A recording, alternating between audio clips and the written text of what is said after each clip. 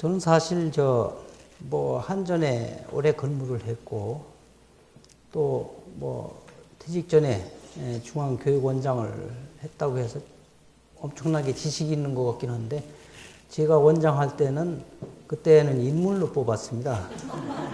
그래서 그 당시만 해도 제가 상당히 잘생겼었고, 그래서 만장일치로 뽑혀가지고 한 3년 동안 제가 사실은 이제 여기 강의를 하기로 약속을 한 것은 좀 되는 것 같습니다. 그런데 수강하시는 분들에 대해서는 최근에 얘기를 들었습니다. 그래서 여러분들이 이제 한 35세에서부터 40세 사이, 45세 정도 사이에 분들이 많을 거고, 특히 독서를 많이 한다는 말씀을 들었습니다. 그래서 한편으로는 기쁘고 한편으로는 좀 부담이 됐습니다. 기쁜 것은 보통 강의를 할 때 이제 1급에서 한 2급 정도 되는 사람들, 그러니까 국장도 되고 이런 사람들한테 강의를 하려면은 굉장히 피곤합니다. 처음에 한 10분 동안은. 거의가 이제 여기는 정확하게 앉으셨는데 쓰러질 것 같아요. 이렇게 앉아가지고 대개 팔짱을 끼고 있습니다. 그리고 이제 어떤 사람은 이마에다 안경을 올려놓고서 너 한번 얘기해봐라. 내가 틀리는 거 있으면은 내가 지적을 할 거야. 이런 태도로. 그래서 한 10분 정도는 강의하기가 굉장히 어려워요. 근데 이제 거기서 태도 나쁜 사람 몇 지정해가지고 박살을 내놓으면은 아주 쉽습니다. 근데 여러분들한테는 끝까지 잘해야 되기 때문에 또 이게 골치 아픈 질문을 하면 더군다나 이제 인물로 이게 또 원장까지 한 사람이 실력으로는 안 되거든요. 그런 부분이 좀 부담이 됐습니다. 대체로 직장 생활을 하다 보면은 많이 올라가고 나이가 많으면 굉장히 똑똑한 줄 압니다. 근데 사실은 그렇잖아요. 어느 회사건 업무 단위를 맡고 있는 사람이 가장 똑똑합니다. 제가 이제 한전을 오래 있었기 때문에 얘기를 한다면, 한전은 본사가 업무 단위입니다. 본사의 업무 단위는 부장입니다. 이제 발전소나 사업소에 가면 과장이 업무 단위가 돼요. 그러면은 사업소는 과장이 제일 똑똑하고 본사는 부장이 제일 똑똑합니다. 업무에 대해서는. 그래서 제가 결제를 한번 잘하는 방법을 하나 알려 드리겠습니다. 부장쯤 되면은 결제 올릴 때 자기 실력을 전부 동원해서 결제를 맡으려고 그래요. 그럼 거의가 결제 빠끔 맞습니다. 우선 한 10분 동안은 자기 처장이, 자기 윗사람이 어떤 사람인지, 어떤 생각을 가지고 있는지, 어떻게 설득을 해야 할 건가를 생각한 다음에, 그 다음에 아주 쉽게 결제를 올려야지, 자기 전문 지식을 전부 동원하면 거의 결제 빠끔 맞습니다. 그게 뭐냐면은 올라갈수록 보통 착각을 하는데 많이 하는 게 아니라 많이 볼 수 있을 뿐이에요. 그래서 오늘 그 강의를 하면서 여러분들한테 여러분들께서 성취 의욕이 높고 그래서 어떤 실무 차원에서도 얘기를 해줬으면 좋겠다 하는 말씀을 제가 한 며칠 전에 들었습니다.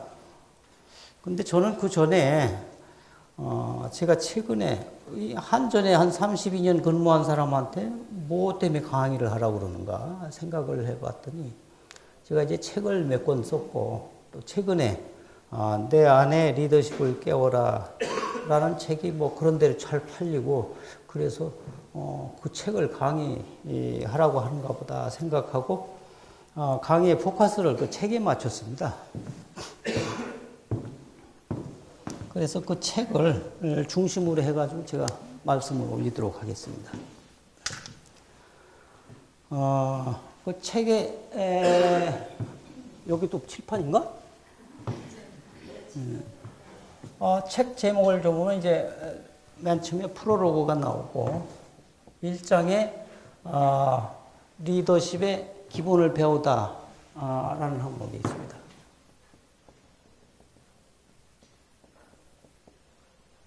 그리고 이제 2장에 가면은 거기 뭐라고 돼 있죠? 내가 쓰고도 모르겠네. 힘을 다루는 법.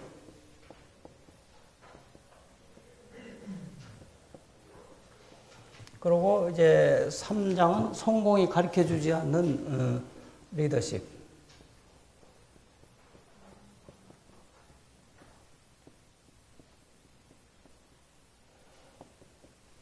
그 다음에 이제 마지막에 에필로그 부분으로 구성이 되어 있습니다.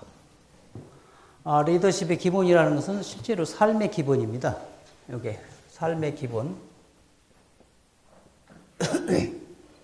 힘을 다루는 법에 대해서는 권력의 본질, 권력과 평등은 어떤 관계가 있는가, 이걸 다뤘습니다.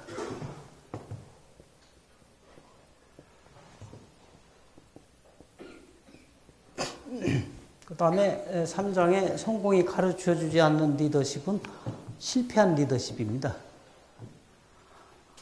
그래서 저는 오늘 이 부분에 대해서 중점적으로, 요거는 여러분이 읽어보면 되니까, 강의를 해 올릴까 생각을 합니다. 요 전체 얘기를 저는 18가지, 에 대한 어떤 부분은 동화처럼 쓰기도 하고, 어떤 부분은 에세이 형식을 빌리기도 하고, 전체적으로 했던 스토리텔링 비슷하게 하고, 거기에 대한 해설을 붙인, 그런 구성을 가지고서 글을 썼습니다. 그래서 18가지 얘기가 대체적으로 제가 생각할 때는 그랬던 것 같아요. 제가 이제 두 번째 책을 쓴 것이 이제 겸손의 리더십이라는 책을 쓴 적이 있었는데, 그것은 제가 원장 생활을 하고 할 때 특강을 한 내용들입니다. 그래서 주로 읽기에는 불편한 점이 있는 것 같기도 하고 해서 어떻게 쉽게 접근하는가 생각을 해봤더니, 대체로 리더십이라는 것은 문하고 관련되더라고요. 그래서 문이라는 건 두 가지가 있습니다. 제가 가지고 있는 문이 있고 상대방이 가지고 있는 문이 있고. 근데 내가 가지고 있는 문도 잘 열고 상대방이 나한테 문을 잘 열어주면은 그게 참 훌륭한 리더십이 아닌가 하는 생각을 가지고 있었습니다. 그래서 이 제목을 문이라고 지을까 했었습니다. 그랬더니 출판사에서 얘기하기를 문이라고 치면 책이 안 팔린대요. 그래서 이제 여러 가지 삶의 기본이라고 정할까 하다가 내 안에 리더십을 깨워라라는 제목을 붙이게 됐습니다. 여러분 혹시 18번지라는 거 아세요? 직장 생활을 하면 되게 1차 어디 갔다가 2차 노래방에 가면 18번지 부르라고 그러지 않습니까? 18번 없는 사람 한번 손 들어 보실래요? 아마 18번은 다 있을 겁니다. 18번이 뭘까요? 아는 분이 다 아시는데 이제 답변을 안 할 거예요. 18번이라는 게 아마 이제 제가 알아보니까 17세기 일본의 가부키에서 온 겁니다. 가부키. 요거 한자로 쓰면은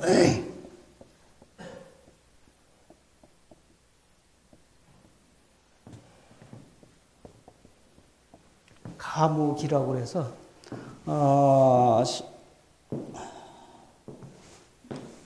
우리로 말하면 노래하고 춤을 추는 일종의 극입니다. 근데 이제 가부키라는 것이 저도 안 봤는데 이게 몇 막으로 구성되어 있는지는 모르겠어요. 근데 막간에 막마다 이제 이게 몇 막으로 구성이 되어 있는지 모르지만 그 막마다 막간에 막을 데리고서 뒤에 그 무대를 바꿔야 됩니다. 그 사이에 이 가부키에 나오는 배우들이 나와서 자기 특기를 몇 가지 배줍니다. 어떤 사람은 노래가 특기가 있는 사람이 있고, 어떤 사람은 재주를 넘는 사람도 있고, 여러 가지가 있겠죠. 그게 이제 총, 가부키가 끝나면은 18가지의 재주를 보이게 됩니다. 그래서 이제 18번지라는 말이 유행이 됐는데, 저는 맨 처음에 제가 학교 다니고 할 때 18번지가 뭐였느냐면은, 최희준이의 인생은 나그네 길. 예. 하숙생인가요, 그게? 예, 그걸 불렀어요. 그러다가 이제 나이가 좀 들으니까 김상국의 이제 불나비를 부르기 시작했어요. 그러다가 이제 부장이 되고 하니까 신촌 브루스가 부른 골목길, 그거는 막 춤추고 막 그래야 됩니다. 골목길 노래 아시잖아요. 땡 따다당 땅 하면서 나오는 거. 그러다가 이제 교육원장이 됐어요. 제가 3년 동안 교육원장을 했는데 그때 신입사원 배출한 게 한 3,000명 됩니다. 그러니까 신입사원들이 이놈들이 그 가부키도 그렇고 18번도 그렇고 이 주인공은 대체로 내중에 노래를 시켜요. 그때 가서 골목길을 부르려니까 안 되겠더라고. 그래서 18번지를 그때 바꿨습니다. 그래서 이제 라이너스의 연을 부르기 시작했어요. 근데 요새 이제 갓근 떨어지고 하니까 요새 비가 배우고 있습니다. 비가 아세요? 김현준 씨가 작곡했는데, 제가 강의보다 노래를 잘해서 이걸 하라고 그러면 할 수도 있는데 아직 처음이라 안 하겠습니다. 근데 이걸 왜 하겠습니까? 18번지를. 18번을 부를 때 자기를 위해서 하겠습니까? 관중을 위해서 하겠습니까? 18번은 자기 자신을 위해서 하는 겁니다. 여러분들 악몽을 꿔보셨죠? 악몽을 많이 꿀 겁니다. 제가 제일 많이 꾸는 악몽이 군대에서 제대에 간대요. 제가 이제 월남을 갔다 왔습니다. 제가 이 손도 작고 그런데 그래도 월남 참전용사입니다. 근데 제대 말년에 귀국을 하려고 이제 왔는데 한 달 정도 남았는데 그때 유신헌법 투표가 있었어요. 투표를 하고 나가라는 거예요. 근데 저는 이제 제대 장병이기 때문에 예비사단에 배속을 시키더라고요. 이제 예비사단에서 하는 게 매일 낮에는 무대 만드는 겁니다. 이제 그 유신헌법이 아주 좋은 거다. 이걸 선전을 하기 위해서 매일 무대를 만들고 장병들한테 노래하고 막 그랬어요. 가수들이 와서. 근데 저는 그 무대를 설치하는 일을 했는데 군대 무대는요, 다리 놓는 걸로 합니다. 다리 난간 놓고 하는 걸로. 저 같은 체격에 있는 사람이 그거 얼마나 힘들겠습니까?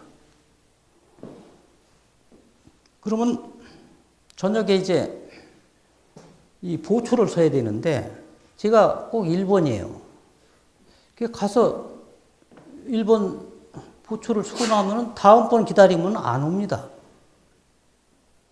밤새 보초를 쓰다가 그 이튿날 와서 보면은 저는 이제 곧 제대하니까 다음 2번째에 나올 놈이 와서 그러는 거예요. 군인 아저씨, 저 예비역 장병 아저씨, 저 졸려서 못 나갔습니다. 그때 생각에 우리나라는 참 선배들한테 너무 잘 못하는구나. 그러니까 밤에 제대가 안 돼요. 고생을 많이 해서. 근데 며칠 전에 텔레비 봤더니 최홍만이라는 사람 있잖아요. 그 사람이 우유를 500g짜리 팩을 이렇게 들으면은 가게의 주인이 200g짜리로 생각하고 돈을 받는답니다. 워낙 주먹이 커서 그런 거예요. 우유가 작게 보이는 거지. 근데 최욱만이가 매일 꿈에 꾸는 게 자기 어린 시절, 자기 어렸을 때 꿈을 꾸는 거예요. 우리 아내는 나 말고, 제가 김경복인데, 김경복이 말고 성장하지 못한 김경복이가 분명히 또 있습니다. 그게 병든 자아예요. 그 자아를 잘 위로를 해야 그야말로 올바른 김경복이를 만드는 그런 계기가 됩니다. 여러분이 꿈에 자꾸 악몽을 꾸고 그러면은 내 병든 자아를 내가 위로하지 못하구나 이렇게 생각하면 됩니다. 맞는 것 같아요? 비웃는 것 같기도 하고 이 얘기가 한번 잘 생각해 보세요. 여러분 가슴 속에는 성장하지 못하는 자아가 굉장히 많습니다. 제가 그래서 이 프롤로그 부분에 그 김오걸이 딸이 나옵니다. 김오걸이 딸이 그 성장하는 모습. 그 김오걸이 이제 뭐를 하느냐면 저걸 하죠. 김오걸이도 제일 하기 쉬운 직업이 저겁니다. 세탁소. 그래서 세탁소 김오걸이 딸에 대해서 나옵니다. 그게 성장하지 못하는 자아를 잘 위로하는 그래야 인생으로서 성장할 수 있다는 내용으로 쓴 겁니다.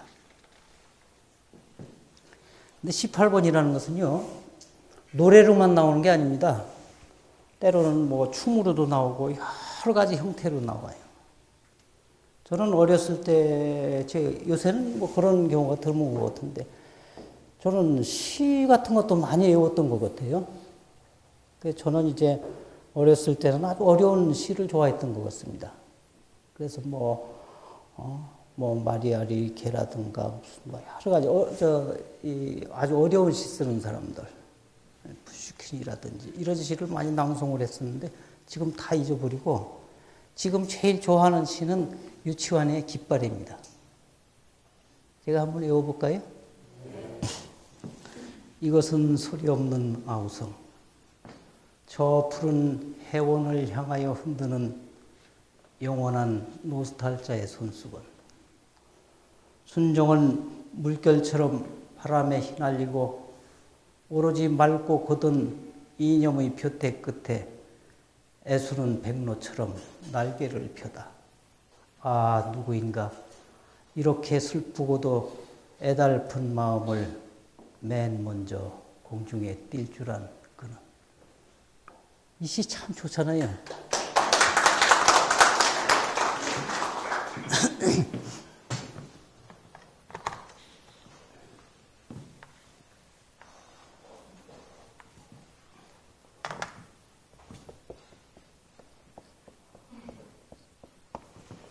기를 이렇게 씁니다.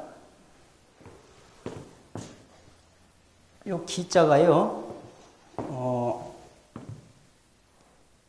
국기예요. 요게. 요거는 요 다리고. 요 방자를 붙이면은 사람이 등에 기를 꽂고 있는 겁니다. 이 기자가 제일 많이 들어있는 단어 알 수 있는 분 한번 손 들어 보실래요? 여러분도 약간은 거만한 것 같네.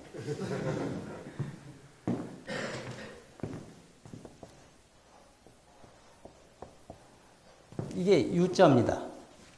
U자를 보면은 사람이 하나 서 있고 그 뒤에 또 사람이 하나 서 있고 깃발을 달고 있어요. 그렇죠? 깃발이 제일 많이 있는 단어는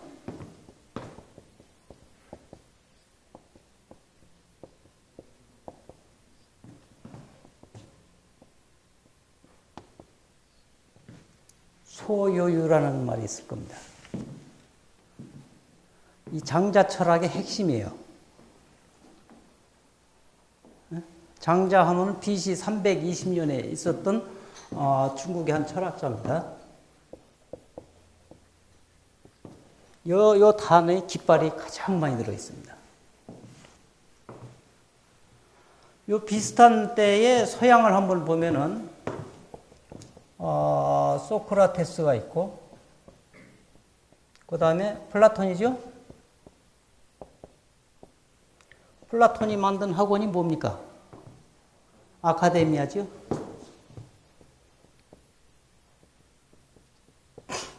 플라톤 밑에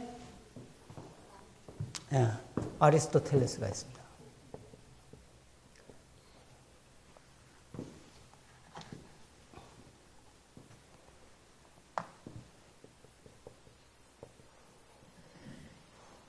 아리스토텔레스가 운영한 학원은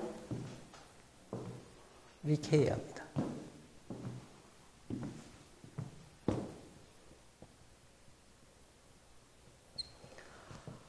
이 리케이아에 있는 학파 사람들을 뭐라고 그랬겠어요? 페리페투스 학파라고 했습니다.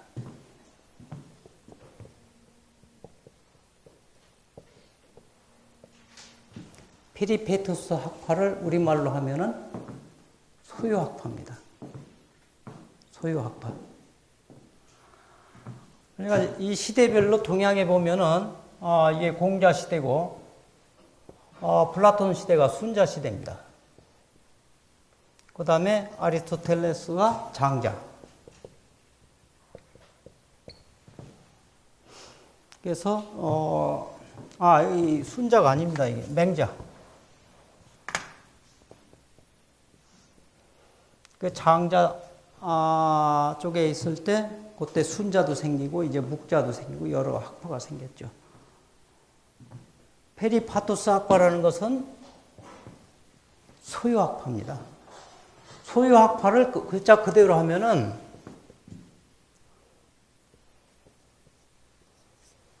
여러 사람이 깃발을 달고 가는 거예요. 근데 반드시 가는 건 아닙니다.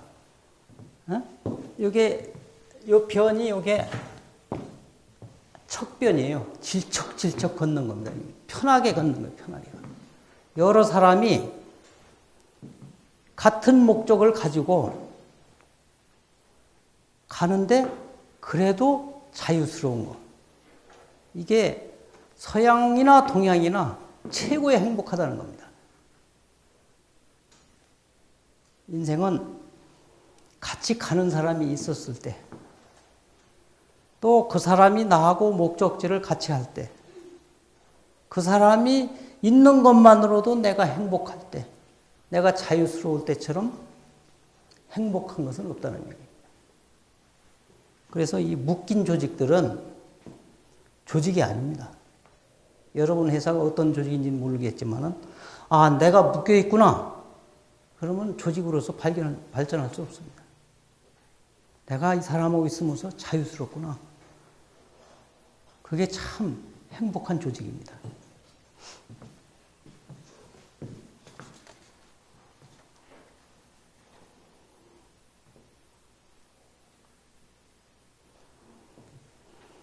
제가 여적지 살면서 가장 슬픈 얘기를 들은 적이 한 번 있습니다. 제가 신입사원을 이제 막 끝내고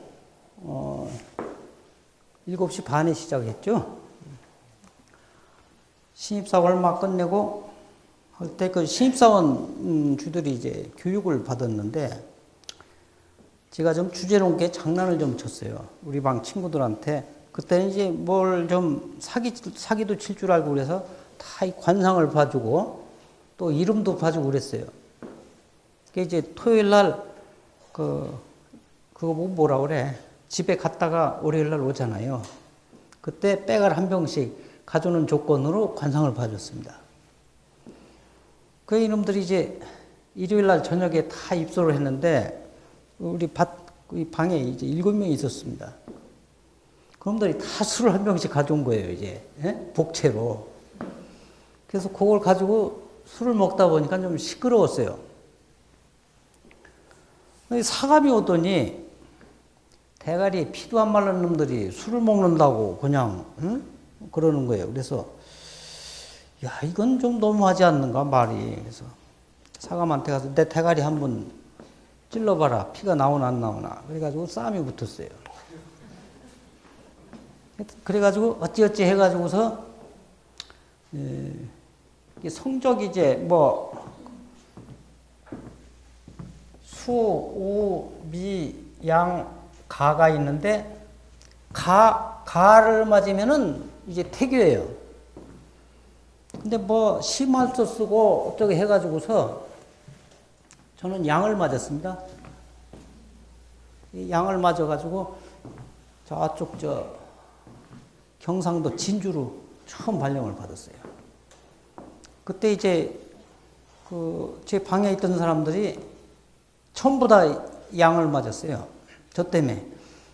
근데 그 사람들이 이제 사감한테 불려가가지고 전부 얘기가 자기가 원흉이라는 거예요. 근데 불행스럽게도 그 방해가 1등서부터 7등이 있었습니다. 이걸 다 내쫓을 수가 없는 거예요. 그래서 이제 본사에서도 뭐 회의를 하고 이래가지고서 그놈들 15점씩 감점 맞는 조건으로 해서 그냥 수료시켜라 그래가지고 하여튼 제가 어떻게 수료는 됐습니다. 그때 교무부장이 저를 부르더라고요. 그랬더니 너 인마 넌 5만 분의 1이다 이거야. 그때 한전 직원이 5만 명이었던가 봐요. 5만 분의 1이다 이거야. 너는 아무리 짓고 까불어도 5만 분의 1이라는 거예요. 참 슬픈 일 아닙니까? 우리가 공장에서 만드는 물건도 아니고 한전 직원이 5만 명이라면은 어떻게 5만 분의 1이 된다면은 그건 뭐예요? 어떻게 생각하면 손해는 안 날 수 있다고 볼 수도 있겠지만은 그 의미는 굉장히 나쁘더라고요. 그때 저는 굉장히 기분이 나빴습니다.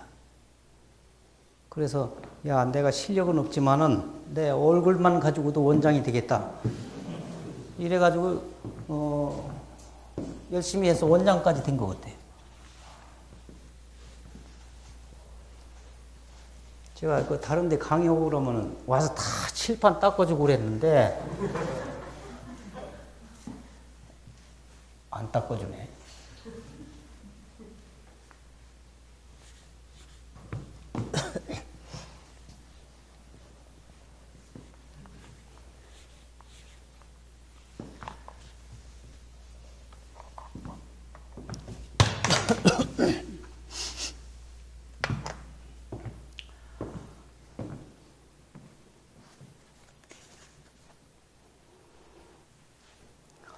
이제 지금까지 얘기한 게 이제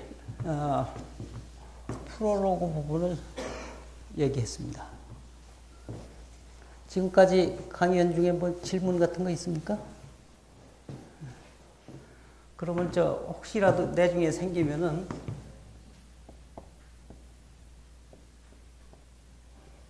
제 이메일 주소입니다.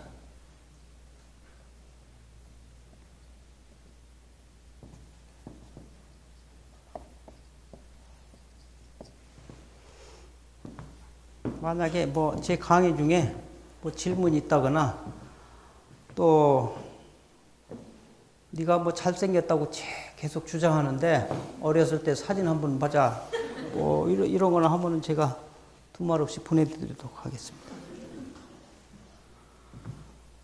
이제 리더십의 기본에 대해서 말씀을 드리겠습니다. 리더십의 기본에 보면은 주제 한자가 하나씩 다 있습니다. 그 주제 한자가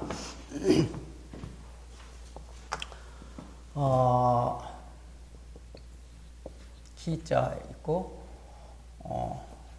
성, 민, 그 다음에 이게 맹자의 사단에 관한 얘기인데 인, 의, 예, 지 이렇게 이제 주제 한자가 하나, 둘, 셋, 넷, 다섯, 여섯, 7개. 그러니까 7개의 이제 글꼭지가 있습니다. 요 기는 그 혹부리 할아버지에 관한 얘기를 하면서 고향이 우리한테 주는 의미가 어느 정도 중요한가에 대해서 얘기를 했습니다. 고향이라고 하면은 우리한테 최초로 힘을 준 곳입니다. 또 자식된 도리로 보면은 어머니의 자궁이 고향이에요. 거기서 최초의 힘의 원천을 얻은 겁니다. 마지막에 은어 얘기가 있습니다만, 은어가 왜 동해에 한 개천에서 갓 태어나가지고 동해 바다로 나가고 저 멀리 캄차카 반도로 해서 한 4, 5년 지나서 다시 고향으로 들어오겠습니까? 거기가 안식처기 때문에 들어오고 거기가 힘의 원천이기 때문에 들어오는 겁니다. 그래서 고향이라는 것은 이 기자를 보면요. 아까 요거는 깃발이라고 그랬죠? 이렇게 하면은 연기가 모락모락 나는 거예요. 이게 밥솥입니다. 요 안에 뭐가 있어요? 쌀이 들어있잖아요. 이게 에너지예요.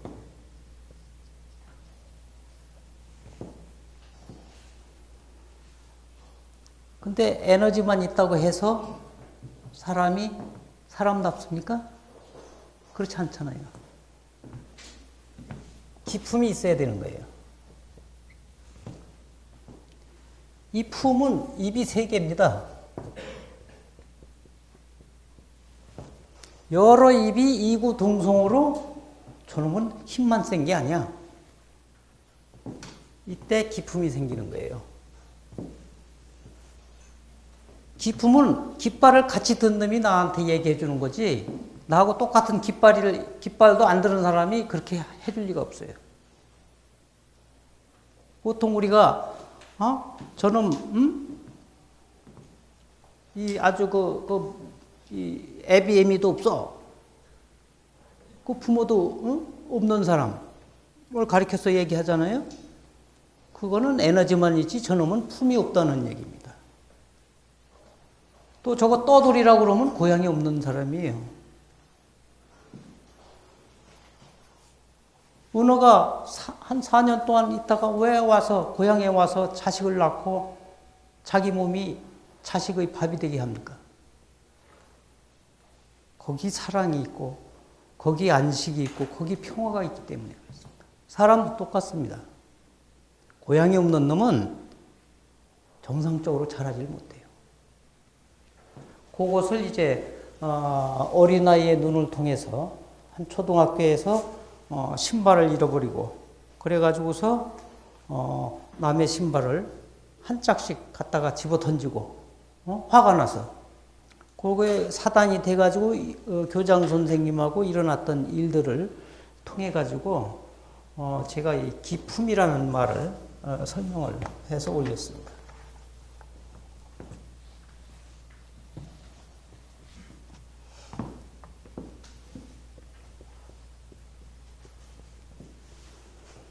그 다음에 이제 성은,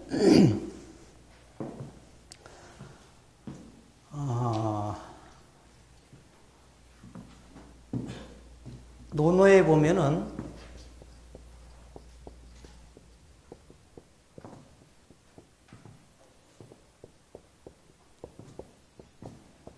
군군, 신신, 부부자자라는 말이 나옵니다.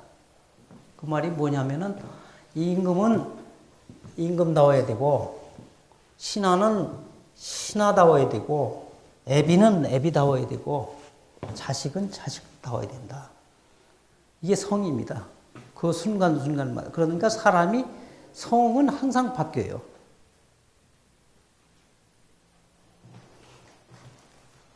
근데 이게 이제 산업사회, 이제 농경사회를 거쳐서 산업사회 거치면서 지금 정보화 시대지 않습니까?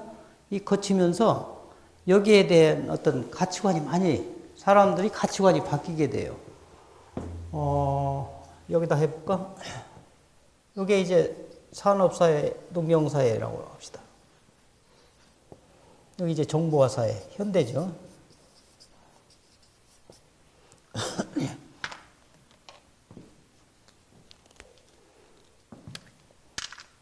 산업사의 최고의 가치관은 경험이었습니다.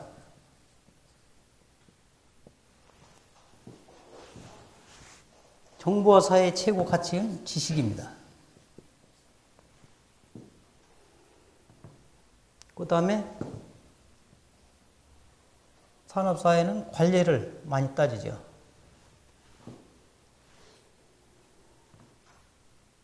여기는 정보화사회는 창조가 최고입니다. 여기는 감정을 중시하는데 여기는 직관을 굉장히 중시해요. 그 다음에 여기는 문자를 중시하는데 여기는 말입니다. 실제로 여러분들 그 젊은 사람들 또 여러분들도 한번 인터넷 해보십시오. 인터넷 할 때 그 글이 아닙니다.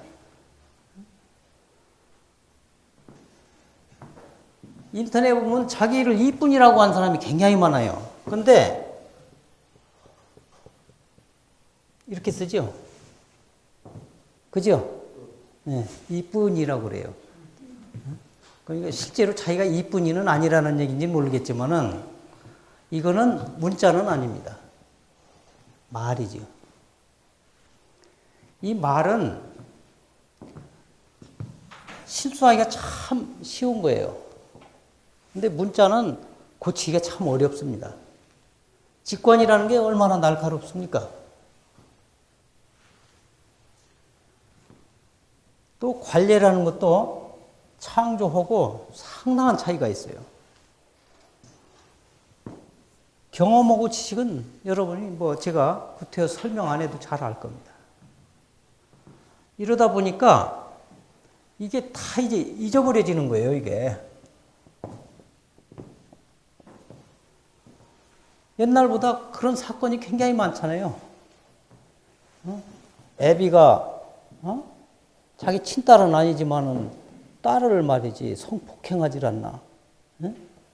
자식이 애비를 죽여요. 이게 왜 그러겠어요? 자기 성을 잃어버려서 그래요.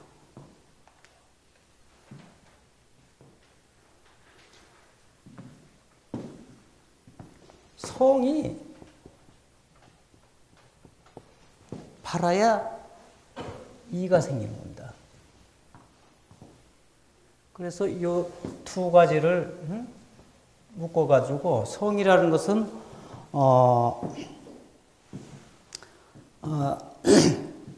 그 일요일 아침에 영어 시험이라는 제목을 가지고 제가 글을 썼는데 거기에 보면은 국민학교 1학년 애가 뭐 영어 학원도 다니고 웅변 학원도 다니고 막 이럽니다.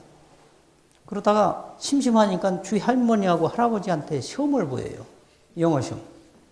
근데 이제 할머니가 45점 맞아요.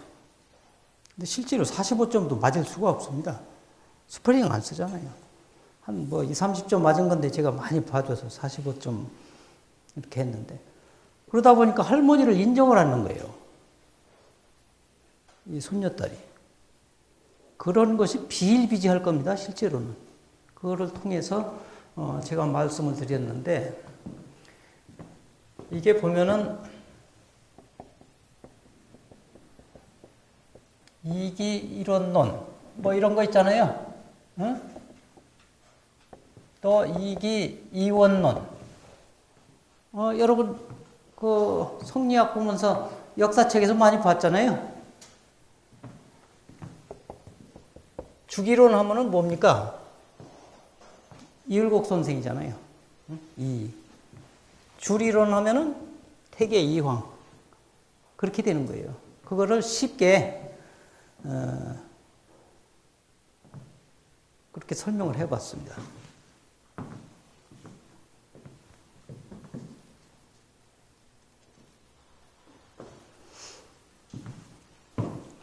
제가 그 교육원장을 하면서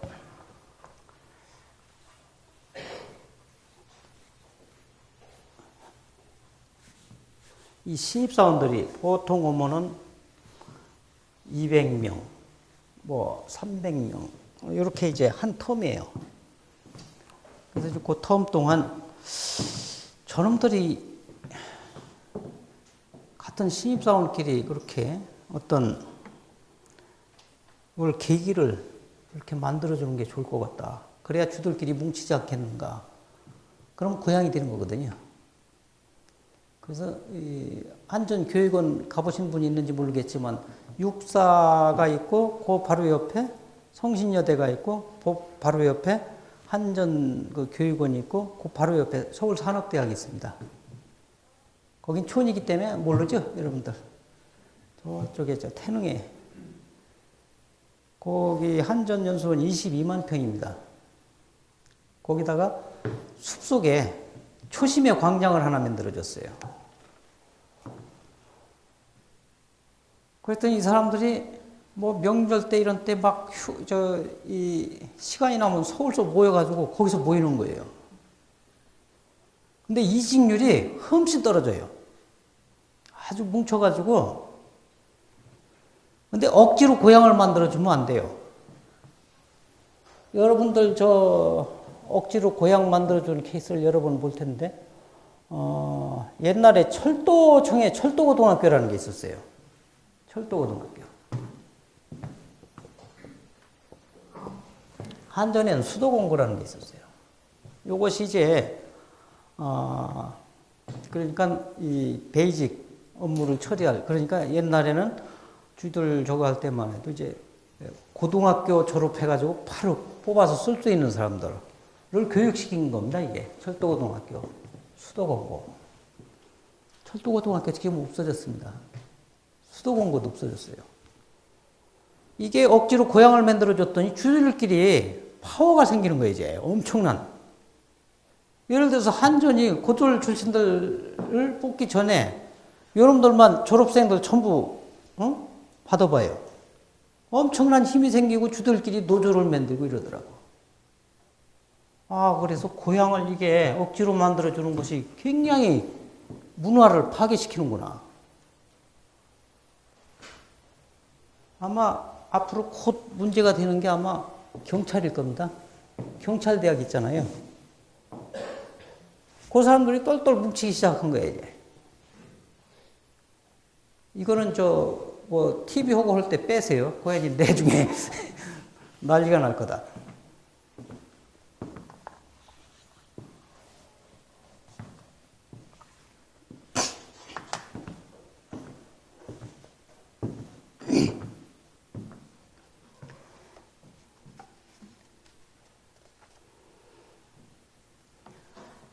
(2001년도에) 영국 그 이코노미스트가 세계 석학들 100명한테 앙케이트를 돌린 적이 있습니다.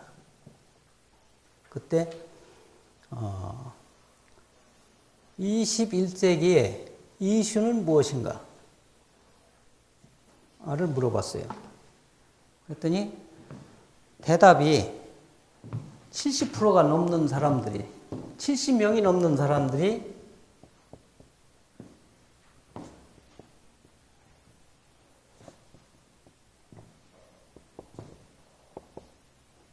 intellectual humility라고 답변했습니다. 그러니까 지적 겸손이라는 말이겠죠. 이게 무슨 말이겠습니까? 리더들이 너무 많이 앞서간다는 얘기입니다. 저는 그렇게 해석했어요. 저는 등산을 참 좋아하는데 등산을 갈 때 보면은 보통 그 직장인들 그 등산을 리더하려면은 가장 리더를 잘하는 사람이 맨 뒤에 갑니다. 그래서 나고자들 다 끌고 올라가고 조금 현찮고 젊은 놈인데 몇 번 답사한 놈이 이제 맨 앞에 가요. 근데 이게 가끔 엉터리들이 저 혼자만 막 가요. 그러면 이제 밑에 가는 사람들을, 쫓아가는 사람들이 이마가 까지고 뭐 소나무에 받치고 막 그래가지고 다른 데를 볼 여가가 없는 거예요. 그놈 뒷꼭지만 보고 가다 보니까 저도 이제 그런 경험이 많은데 그래서 정상에 올라가면 눈이 삐뚤어져요. 에? 다른 건 아무 기억도 없고 그놈 뒷꼭지밖에 기억이 안 나는 거야. 맨 앞에 간 사람. 그래서 21세기의 화두는 사람의 눈을 비뚤어지게 하는 거예요. 리더들이.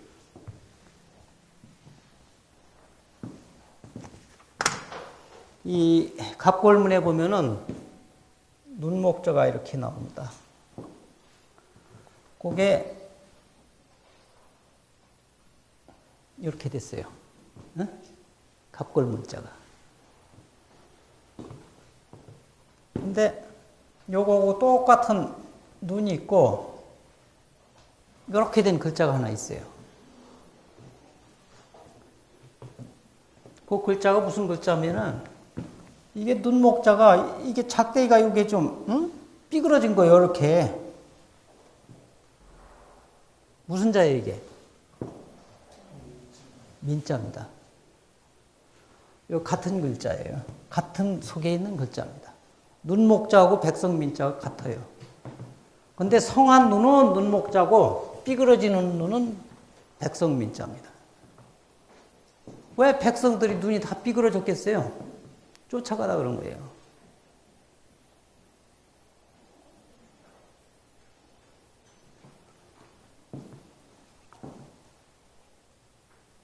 리더가 앞서가니까 쫓아가다 보니까 눈이 다 삐뚤어진 거예요. 그러고서 다 가서 저 새끼들 눈 삐뚤어졌다고 그런다고. 자기는 잘 가놓고. 근데 자기는 멋대로 갔으니까. 이거 문제가 있는 거 아니에요? 여러분, BC 한 4000년경에 그 에집트의 제 책에도 그 그림이 나와 있는데, 그 벽화들 보면은 아주 특이해요. 이 사람이 옆으로 이렇게 섰는데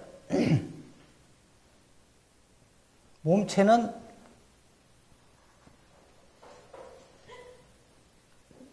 왜 비웃는 거예요? 지금 뭐예요? 그림이 이게 시원찮아요? 몸체는 이게 발은 앞으로 가고 이러면 앞으로 가는 거잖아요. 몸은 이렇게 벌리고 있는 그림이에요. 근데 눈동자가 이렇게 돼 있어요. 이 눈동자가 어디로 보고 있습니까? 앞을 보고 있어요. 그렇잖아요. 흰자위가 여기 양쪽에 있잖아요.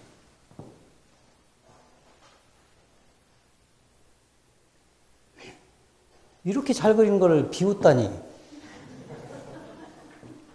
기분이 그렇게 좋은 건 아닙니다. 그래서 이걸 지우기로 하죠.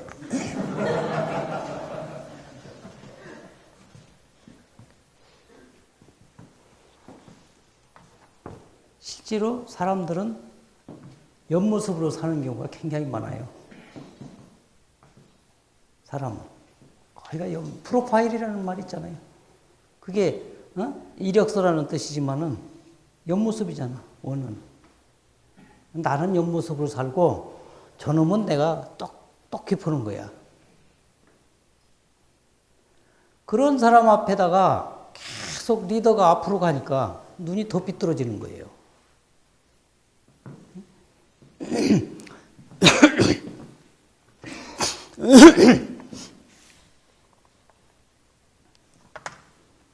근데 실제로 한자도 그렇습니다. 이 큰 대자가 앞으로 이렇게 팔 벌리고 있는 글자예요. 요거는 얼굴면자죠. 눈, 코, 입, 코, 눈, 코, 키, 입이 다 보이는 거야.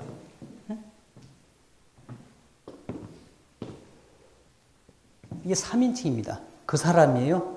한자로 할 때. 옆으로, 옆모습 이렇게 걷는 모습이에요. 이렇게. 인자 같죠?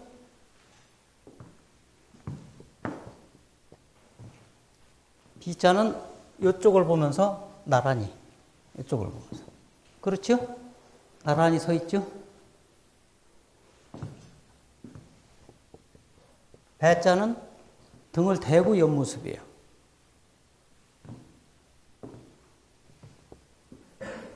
묘자는 앞모습을 이렇게 서로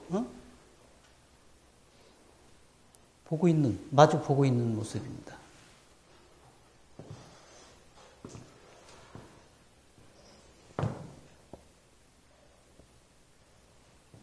앙자는 사람이 이렇게 하늘로 누워 있는 거예요. 이렇게.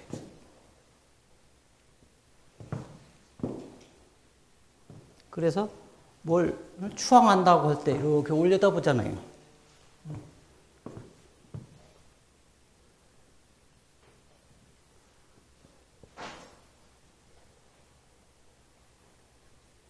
가만 있어봐. 아이고, 난 뭐 격려도 안 해주고 그러니까 생각도 안 나네.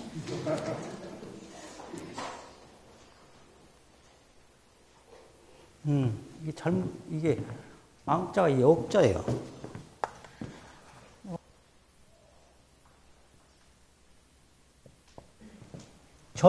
전복이라는 단어 있잖아요. 예? 뭘 반응이 없어. 전복이라는 단어 있잖아요. 이게 옛날에는 앙억이라는 단어가 있었는데 이게 바뀌었어요. 이게 뭐예요, 이게? 이 앙억은 원래 섹스에 쓰는 단어입니다. 정상체유잖아요. 여자가 밑에 있었는지 남자가 위에 있는지는 그건 몰라요. 미칠 급자가 있습니다. 이거 사람이 이렇게 있고 여기에 뭐가 또 뒤에 보이는 거예요.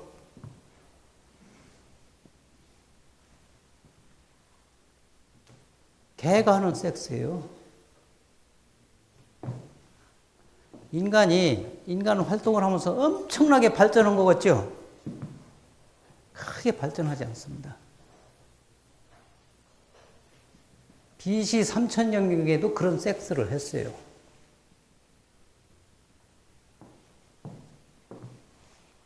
재밌지 않습니까? 대단히 발전한 것 같은데 그렇게 자연과학이 발전하는 거지 인간 활동에 발전하는 것은 상당히 느리게 갑니다. 근데 우리가 착각을 하고 있는 거예요. 옛날에 BC 만년 전에, 만년경에 보면은 지금 우리가 이마가 이렇게 있고, 코가 있고, 입이 있습니다. 눈이 좀 뒤에 밖에 있죠. 만년 전에 네안데르탈인들 있죠? 그 사람은 이마가 이렇게 생겼어요. 그리고 이쪽에 코가 있고, 입이 쭉 나왔습니다. 눈이 이렇게 바짝 붙어 있어요. 뭐가 차이가 있습니까? 시야가 차이가 있어요. 여기는 개하고 비슷하잖아요. 360도 볼 수 있었어요. 근데 지금 사람은 180도 이상 못 봅니다. 눈이 제일 발달한 건 초식동물이에요.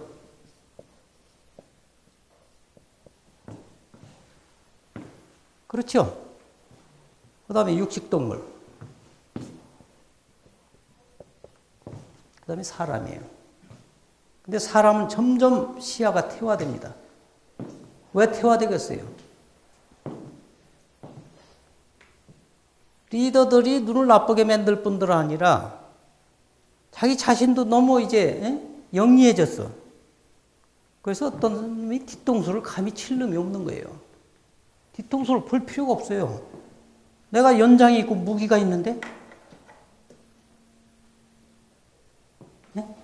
그렇잖아요. 그렇다면은 사람의 신체가 그렇게 이 진화로는 한계가 있습니다. 제가 참 답답하고 우스운 얘기를 하나 드리면은 제 자식이 이제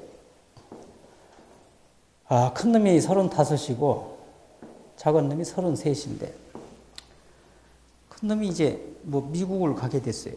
그래서 제가 나는 내 나이에 내가 돈을 들여서 너 유학을 보낼 수가 없다. 발전성이 없다. 그랬더니 이놈이 미국의 어떤 회사에 취직을 했어요. 그래서 가게 되는 거예요. 그래서 나는 늘 얘기하지만은 지식이 많은 사람보다는 인간적인 사람이 되고 또 너희 애비보다는 나은 사람이 되라. 내가 바라는 건 그거밖에 없다. 그랬더니 이놈이 영국 BBC에서 보낸 진화론에 관한 비디오를 6개를 날 주는 거예요. 왜 그러냐? 아빠 진화론 공부하는데요. 애비보다 자식이 훌륭하게 되는 건 상당히 드문 케이스입니다.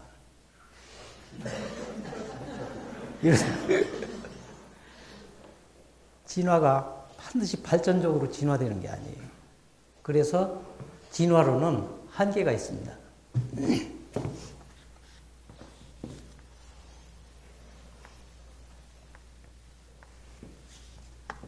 주역에 보면요. 주역에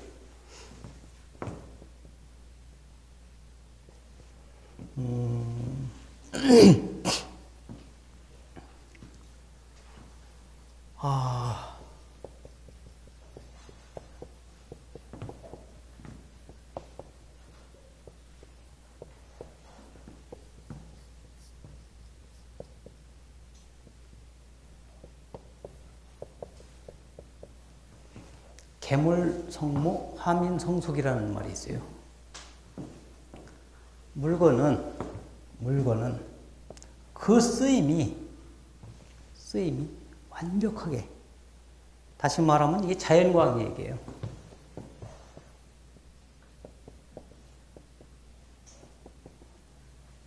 자연과학은 그 자연을 이용할 수 있는, 자연의 혜택을 받을 수 있을 만큼 최대한 발전돼야 된다. 이게 개혁입니다. 개혁. 사람은 눈이 삐뚤어졌으니까 사람은 속에, 사람은 속에 속되게 하라 이래요. 이게 인문과학이에요.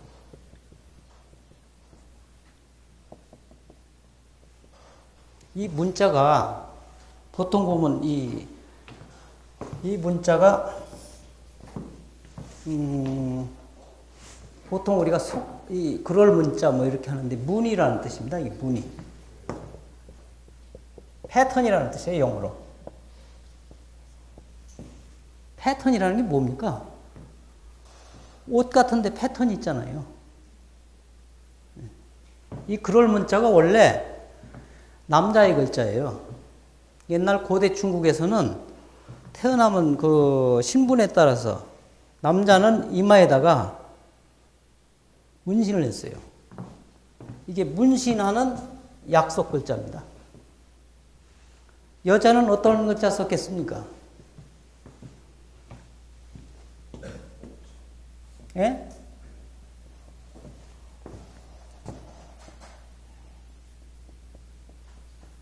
이게 상자고 이게 석자죠.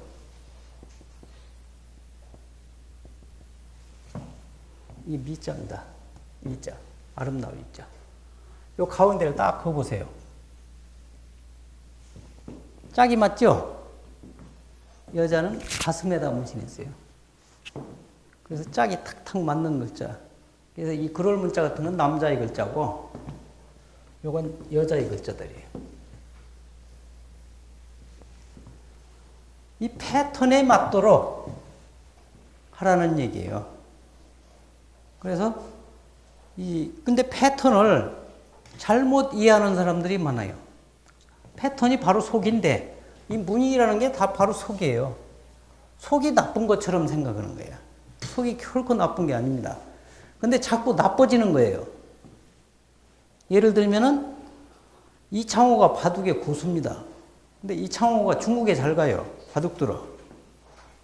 근데 이창호가 중국에 갈 때 어디 타느냐면은 제일 싼데 어디죠? 좌석이?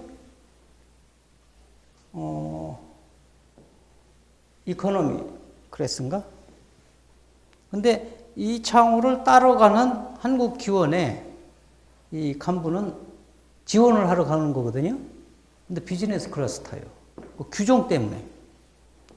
근데 그놈은 왜 가느냐 하면 이창호 응원하러 가는 거예요. 그리고 이창호가 돈을 벌면은 10%를 떼가요. 그러면 누가 더 높은 자리에 앉아야 돼요? 그건 당연히 이창호가 타야 돼. 근데 그게 속인 줄 알아. 간부가 더 높은 데 가서 앉는 게. 그건 아니죠. 그렇게 잘못 구성된 사회 구조가 많기 때문에 이 속을 잘못 해석하는데 이 속은 그야말로 사람이 사는 패턴입니다. 그래서 여기에 두 단어가 나와요. 자연과학이 잘 발전하면은 단어 나오잖아요. 개화라는 말을 써요. 또 하나 단어가 있는데 인문과학 하는 놈들이 사회를 전부 바꾸려고 날뛰고 자연과학 하는 사람은 안 바꾸려고 그래요. 거꾸로 되잖아요. 뭐라고 그래요, 이걸 뭐라고. 속물사회라고 하는데요. 그래서 주역에서 두 단어가 나왔습니다.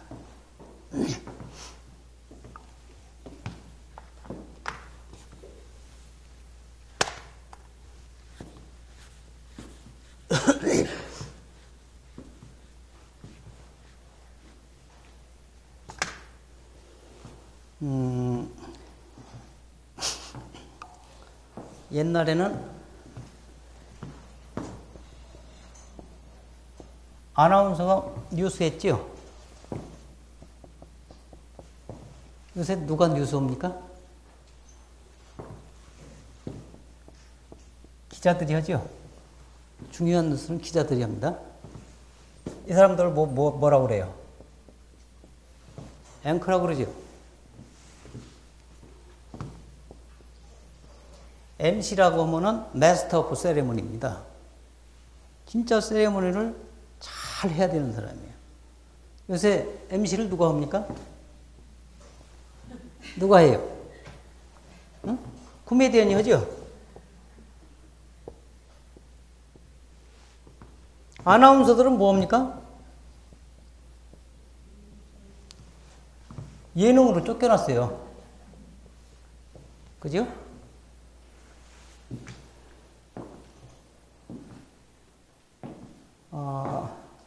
어떤 사람한테 얘기 들었더니 노래를 정말 잘하는 사람이 임재범이래요.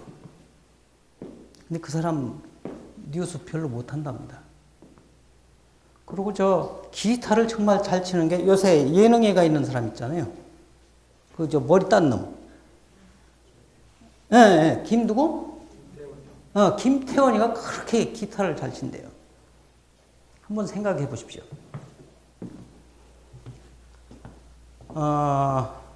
이수만이라는 사람이 있어요. 또 박진영이 원래 노래하던 사람들이죠. 노래 잘하던 사람들입니다. 근데 요새 기획사 하잖아요. 내가 들은 얘기를 여기서 하면은 뭐 혹시 또 석세스 TV에서 뭘 하면 내가 골치 아파서 더는 얘기를 하는데 이 사람들이 데리고 있는 집단이 있습니다.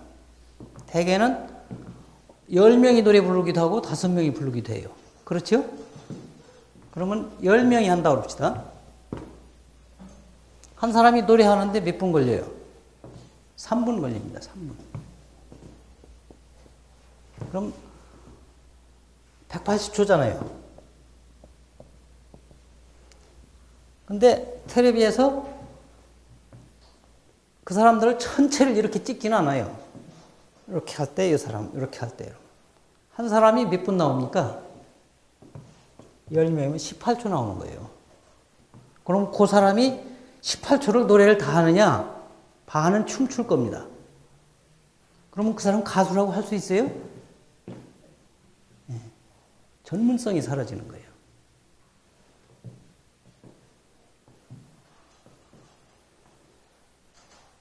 전문성이 엄청나게 사라지는 거예요. 전문성이 사라지면은 사회가 조잡해집니다. 그리고 불편해져요.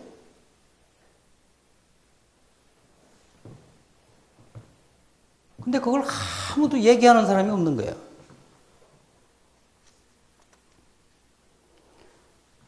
그렇게 가야 잘 가는 줄 아는 거예요.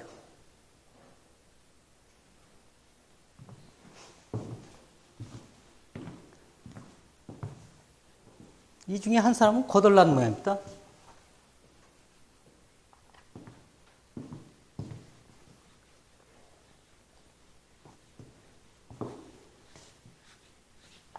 옛날에는 사람이 소에다가 코드레를 걸고서 농사를 짓고 그랬어요. 개에다는 이제 목걸이 하고 그렇습니다. 왜 그러겠어요? 사람이. 그게 욕구분만의 표시입니다. 농사는 져야 되겠는데 내가 힘이 모자란 거예요. 그래서 소를 쓰는 거고. 내가 집을 지켜야 되겠는데 내 힘이 모자라요. 사실은 동물들한테 콧뚜레를 뚫고 목걸이를 하고 하는 건 욕구불만의 표시입니다. 근데 요새 이쁜 미스 코리아 출신이 이구아나를 키우더라고. 이구아나는 큰 뱀이죠. 이구아나가 뭐예요? 도마뱀 같은 거던가? 뱀도 기르고, 이게 패턴이 바뀌니까 불만이 생기는 거예요. 내가 연기만 잘하면 되는데 이것들이 연기 잘한다고 안 알아주는 거예요. 어떤 경우는 PD하고 한번 자야 되고 이게 진짜 골치 아프잖아요. 그러니까 이구아나도 키우고 막 그러는 겁니다.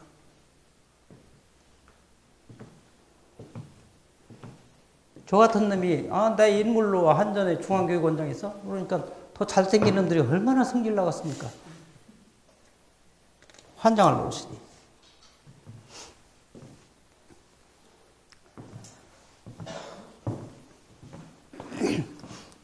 이제 민까지 얘기를 했고 이제 4가지가 남은 것 같습니다.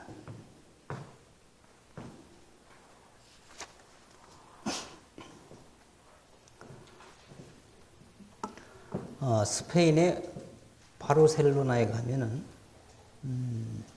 100년이 넘도록 건축하고 있는 건물이 하나 있습니다. 그게 그 건물 이름이 사그라드 패밀리아라는 건물이에요.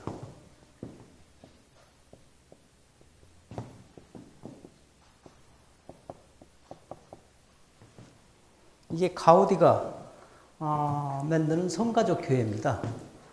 근데 이게 100년 동안 아직 완공을 못 보고 있어요. 근데 보통 교회는 이렇게 생겼잖아요. 근데 이 교회는 이렇게 생겼습니다. 교회의 특징이 뭐냐면은 첫째는 직선이 없어요. 곡선입니다. 그리고 평형 구조예요.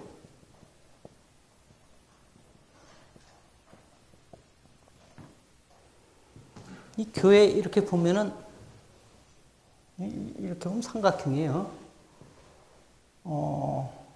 실제로 그렇진 않겠지만 생각하면은 여기 목사가 있고, 여기 집사가 있고, 여기 전도사가 있고, 뭐 이렇게 계급들이 있는 것 같아요.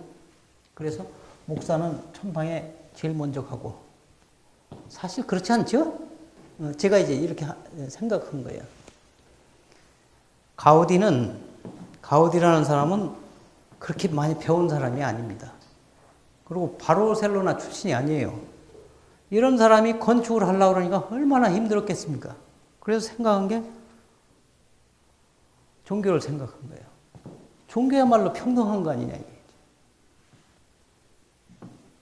이 건물 특징은 여기에 거울이 있습니다. 그래서 여기 있으면 옥상에 있는 것 같은 느낌이 들어요.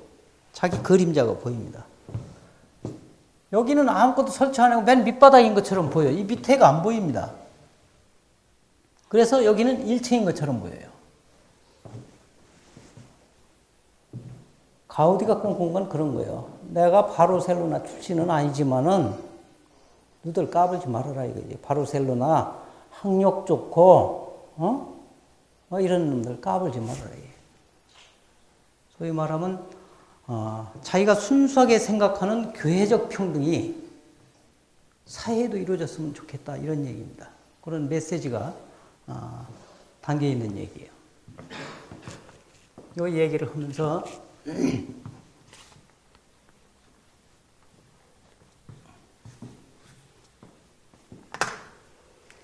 인의예지라는 것은 맹자의 사단입니다.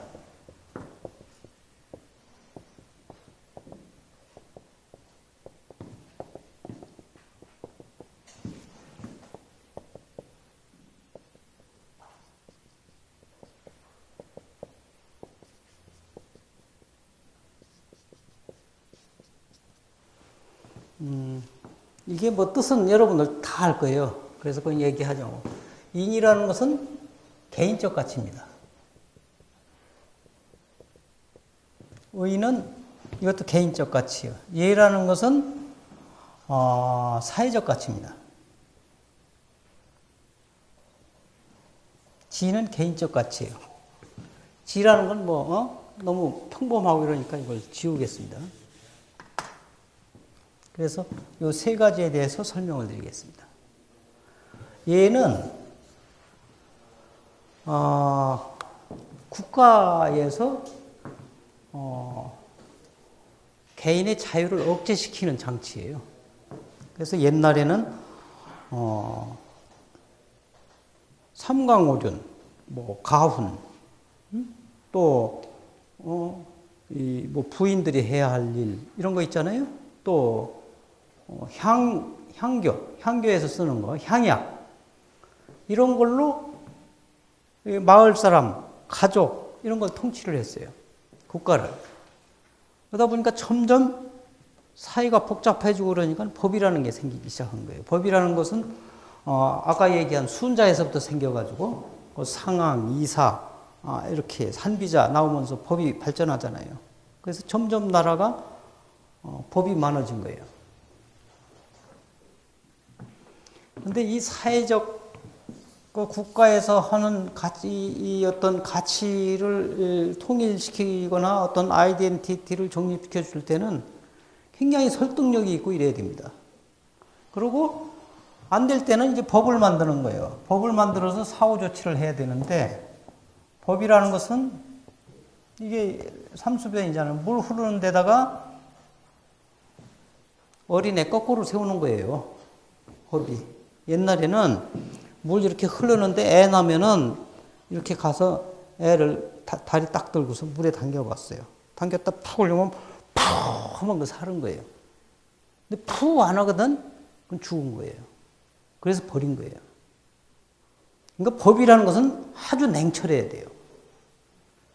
근데 사회가 점점 발전하고 법이라는 게 이 발전하는 대로 못 따라가요. 보수적이기 때문에.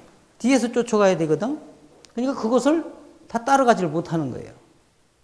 그러니까 법이 예스냐 노냐 이런 것을 완벽하게 해주질 못해요. 그러다 보니까 이현령 비현령이라는 말이 나오고 유전무죄 무전유죄라는 말이 나오면은 그거는 벌써 법이 통치에 도움을 주기보다 오히려 해악을 끼치는 경우도 발생할 수가 있다는 거예요. 그래서 법을 다루는 사람들, 법을 꼭 법관이 다루는 것은 아닙니다. 정치가도 법을 다루는 사람, 법을 입법하는 사람, 또 여러, 또 보통 어떤 규칙을 다루는 사람들, 많은 사람들이 있겠죠. 이런 사람들을 우리는 보통 공직자라고 부릅니다. 공직자는 적어도 공직자가 된 사람은 진실해야 됩니다.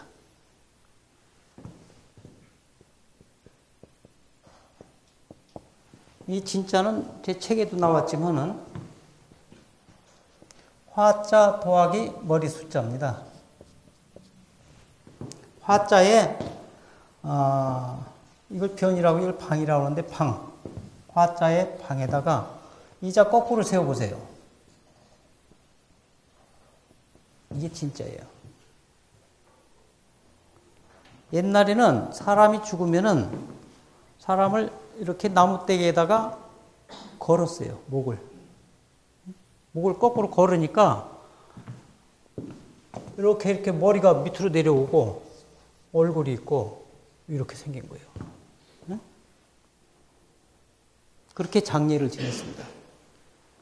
그게 진짜예요. 다시 말하면 진실이라는 것은 내 목을 바칠 정도로 죽음을 무릅쓰지 않으면 진실에 가까워질 수 없다는 겁니다.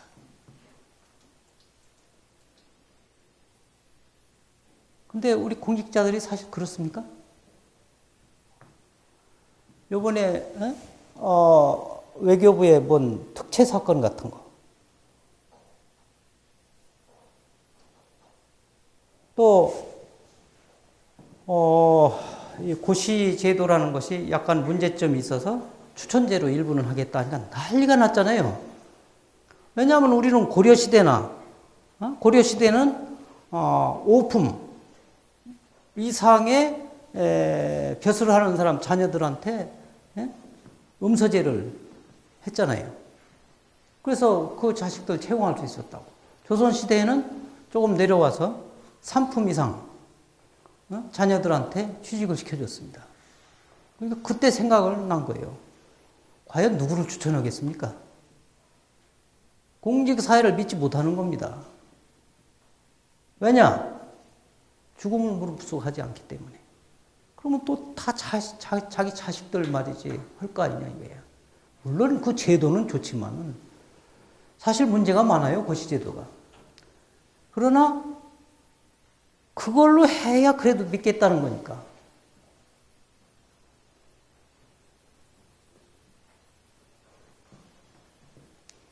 그래서 예라는 것은 예를 만드는 통치자들이 9시 마친다고? 나 이거 못 봤는데?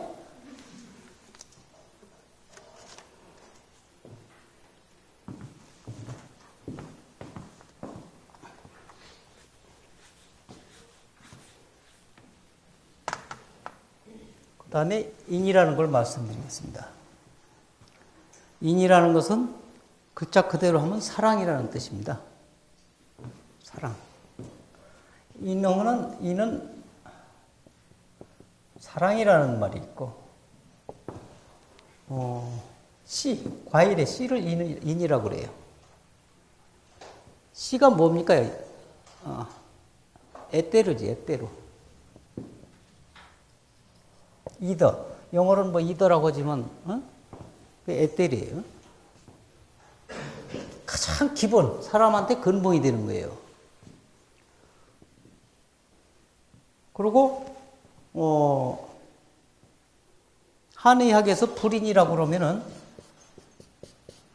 신경마비입니다. 근데 요 인하고 의를 동중서, 그러니까 한나라의 유명한 철학자인데 동중서의 학설을 빌려와서 그대로 말씀드리면은 인이라는 것은 나의 가치가 아닙니다. 남을 향한 가치예요.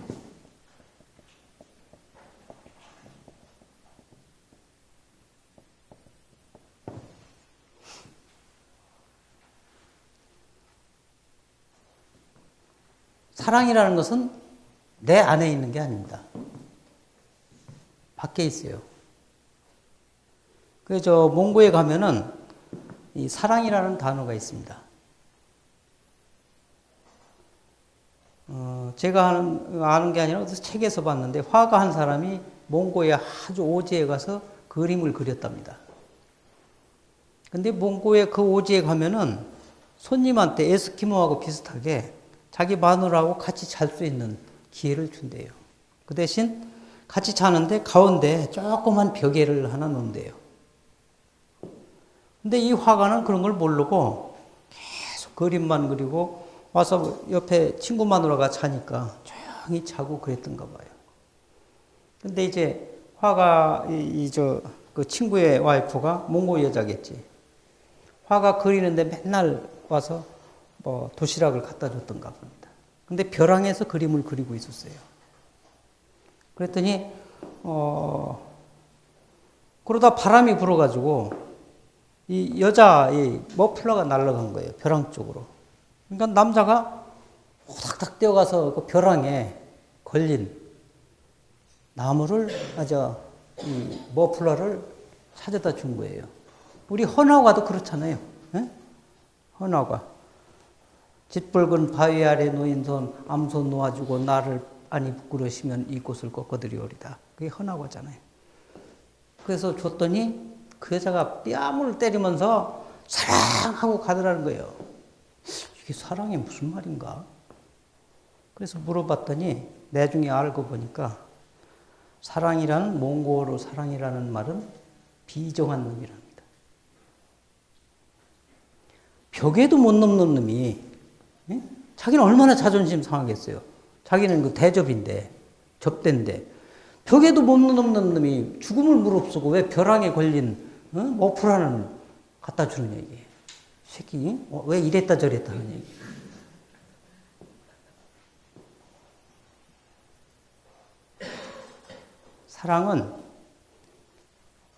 사랑이 내 안에 고이면은 비정해져요. 칼릴 지브란의 시도 있잖아요. 사랑이 부를 때 가라. 비록 그 사랑이 네 꿈을 산산이 부셔놓을지라도 사랑은 밖에 있습니다. 내 안에 있는 걸 사랑이라고 고집하는 사람은 비정한 사람이에요. 그러니까 막 사랑 때문에 아주 비정한 일이 많이 벌어지잖아요. 사랑 때문에 치정살인이 얼마나 많고 그렇습니까?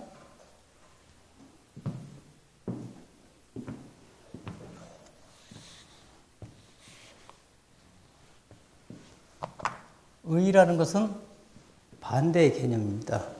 동중서의 그 글을 보면은 정아라고 되어 있어요. 근데 정아의 아자는 손수자 플러스 창과자입니다. 내가 창을 들고 있는 거예요. 나를 지키는, 나를 바르게 하는 것이 의입니다. 그래서 수치심을 아는 게 의예요. 수호지심이. 근데 우리나라는 거의가 거꾸로 알고 있습니다. 이거를. 인하고 의를 거꾸로 알고 있어요. 사랑은 내 안에 있는 것이고 의는 대상에 있는 걸로. 반대로 생각하면 개차반이 되는 거죠. 우리 역사가 자꾸 개차반이 되는 게 이런 겁니다.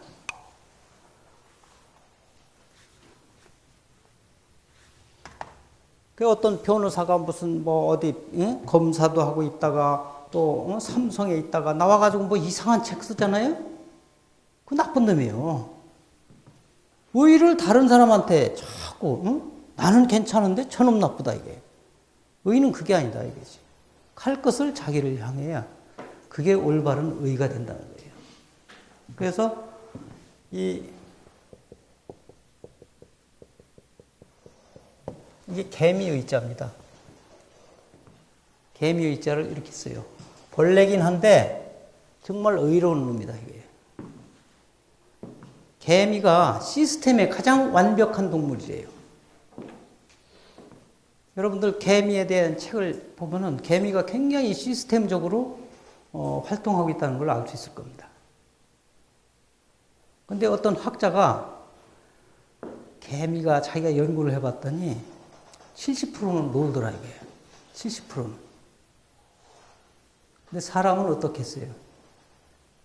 사람은 연구를 안 한 거예요. 그 교수가 눈이 내로워합니다. 되게. 응?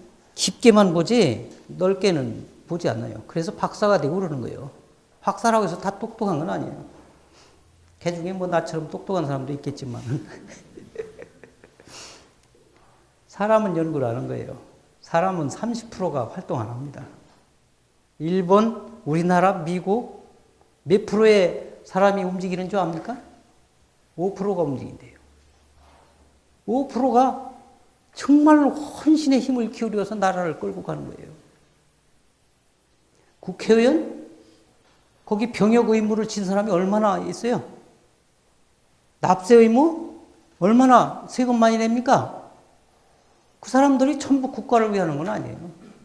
물론 국회의원이라면 엄청난 의무도 있고 권리도 있겠지만은 그 사람이 5%에 들은 건 아니다 이런 얘기. 실제로 보면은 5%가 나라를 이끈다 이게. 그래서 이게 힘을 다루는 아니 이게 요거까지 했는데 시간이 다 됐네요. 여기 메모는 줬는데 더 하라면 하겠는데 저는 저거 뭐 강의료도 안 받고 어떻게 할까요? 네? 괜찮아요? 안 된대. 그러면 혹시 다음에 기회가 되면은 요 부분 성공이 요거죠. 힘을 다루는 법하고 요 에필로그 부분에 대해서 제가 그때는 강의도 안 받고 그냥 와서 해드리겠습니다. 제가 시간 조정을 잘못했는지 책을 전부 다 얘기하려고 하다 보니까 또 이쁜 분들이 이렇게 날 쳐다보는 거예요. 거기에 또 미쳐가지고서 정신을 놓고 있다 보니까 시간이 많이 갔습니다. 다음에 시간 나는 대로 또 그러면 2부를 약속드리고 오늘 여러분 경청해 주셔서 감사합니다. 감사합니다.